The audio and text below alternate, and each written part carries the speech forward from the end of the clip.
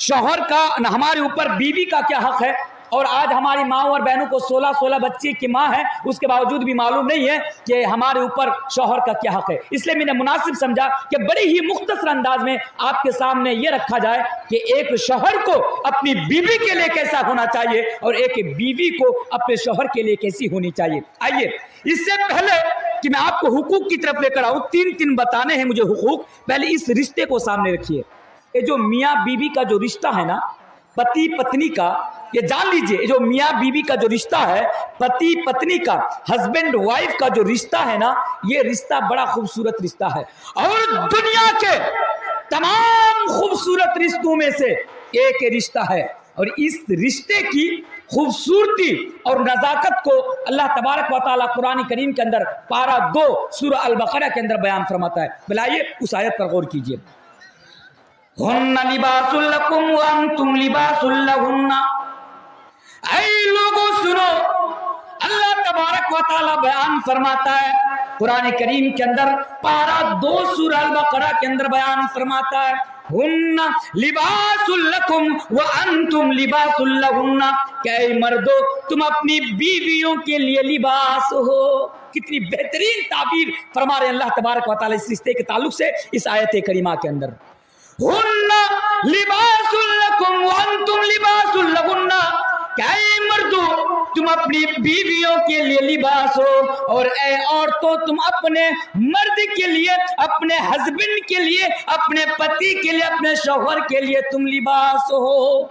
आयत पर जरा गौर कीजिए, हुन्ना लिबासुल लकुम व अंतुम लिबासुल लहुन्ना। कितनी बेहतरीन बात कही जा रही है कि ए मर्दो, तुम अपनी बीवियों के लिए लिबास हो और ए औरतों, तुम अपने हस्बैंड के लिए लिबास हो। लिबास क्यों कहा, छोड़िए, कभी इंशाअल्लाह मौका मिले तो बताऊंगा। दूसरी आयत पर जरा गौर कीजिए, रिश्ते को सामने रखिए और इस आयत पर जरा गौर कीजिए। अल्लाह तबारक व तआला कुरान करीम के अंदर पारा 21 सूरह रूम के अंदर बयान फरमाता है, ऐ लोगों, इस आयत को हमें और आपको समझने की जरूरत है।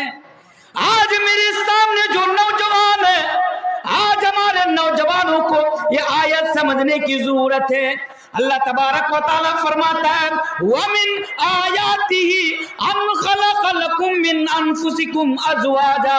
ऐ लोगों, अल्लाह तबारक व तआला की बहुत सारी निशानियों में से एक बहुत बड़ी निशानी ये है कि अल्लाह तबारक व तआला ने तुम्हारे लिए तुम्हारी बीवियों को बनाया।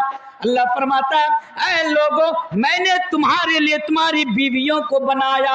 व मिन आयाती अन खलक लकुम मिन अनफुसिकुम अज़वाजा। मेरे भाइयों, अल्लाह की बहुत बड़ी निशानी है कि अल्लाह तबारक व तआला ने तुम्हारे लिए तुम्हारी बीवियों को, तुम्हारे लिए तुम्हारी वाइफ को पैदा किया। सवाल कीजिए मौलाना साहब, हमारे लिए हमारे बीवियों को पैदा करने की क्या जरूरत थी? मर्द के लिए औरत को पैदा करने की क्या जरूरत थी? हम मर्द तो ऐसे ही खुश थे।